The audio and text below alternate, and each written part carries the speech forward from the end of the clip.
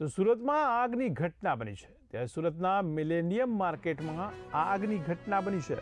તો મિલેનિયમ એક માર્કેટમાં આગની આ ઘટના બની, જેમાં માર્કેટના H4421 અને 4422 નંબરની આ દુકાનમાં આગ લાગી છે। ત્યારે સાડીઓની દુકાનમાં અચાનક આગ ભભૂકી ઉઠી છે, જ્યારે દુકાનમાંથી ભારે ધુમાડો નીકળતા અફરાતફરી મચી ગઈ હતી।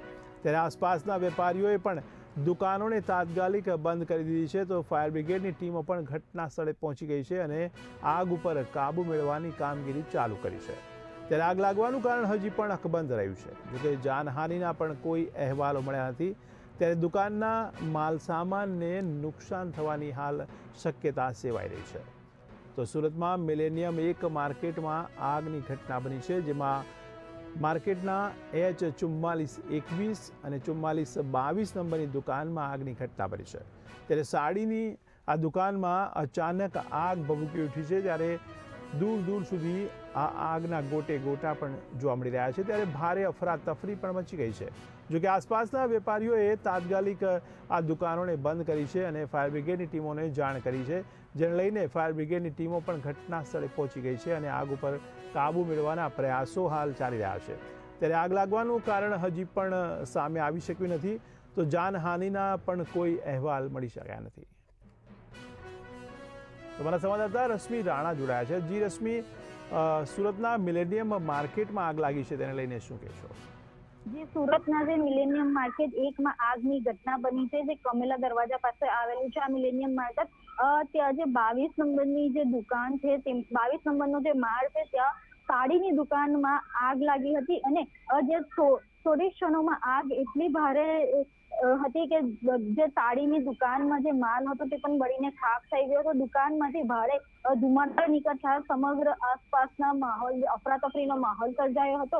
તો જે વેપારીઓ, જે આજુબાજુની પણ દુકાનના જે વેપારીઓ છે, તે તાત્કાલિક દુકાનો બંધ કરીને બહાર નીકળી ગયા હતા। તો જે પ્રકારે આગની ઘટનાને લઈને ફાયર બ્રિગેડને જાણ કરવામાં આવતા ફાયર બ્રિગેડની ટીમો પણ ઘટના સ્થળે પહોંચી હતી અને હાલ આગ પર કાબુ મેળવવાની તેઓ પ્રયાસો કરી રહ્યા છે। તો હાલ આગ લાગવાનું કારણ જાણી શકાયું છે ખરા? જી, હાલ તો આગ લાગવાનું ચોક્કસ કારણ સામે આવ્યું નથી અને આ સમગ્ર આગની ઘટનામાં કોઈ જાનહાનિના પણ અહેવાલ સામે નથી આવ્યા। તો માલસામાનને કેટલું નુકસાન થયું હશે તેની કોઈ માહિતી ખરા? જી, હાલ તો અત્યારે જે આગ પર કાબુ મેળવવાના પ્રયાસો ચાલી રહ્યા છે।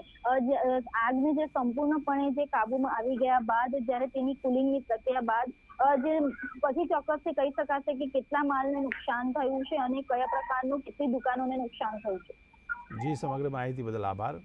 તે સુરતમાં મિલેનિયમ એક માર્કેટમાં આગની ઘટના બની છે, જેમાં H4421 અને H4422 નંબરની આ દુકાનમાં આગ લાગી છે। ત્યારે સાડીની દુકાનમાં અચાનક જ આગ ભભૂકી ઉઠી છે, જેને લઈને ભારે અફરાતફરી મચી ગઈ હતી। ત્યારે દુકાનમાંથી આગના ગોટે ગોટા જોવા મળ્યા હતા। તો આસપાસના વેપારીઓ પણ તાત્કાલિક દુકાનો બંધ કરી દીધી અને ફાયર બ્રિગેડને જાણ કરી હતી। જોકે ફાયર બ્રિગેડની ટીમો પણ તાત્કાલિક સ્થળ પર પહોંચી ગઈ હતી અને તેમણે આગ ઉપર કાબૂ મેળવવાના પ્રયાસો શરૂ કરી દીધા છે। ત્યારે આગ લાગવાનું કારણ હજી પણ જાણી શકાયું નથી। ત્યારે જાનહાનિના પણ કોઈ અહેવાલો નથી। ત્યારે દુકાનના માલસામાનને નુકસાનની શક્યતા છે।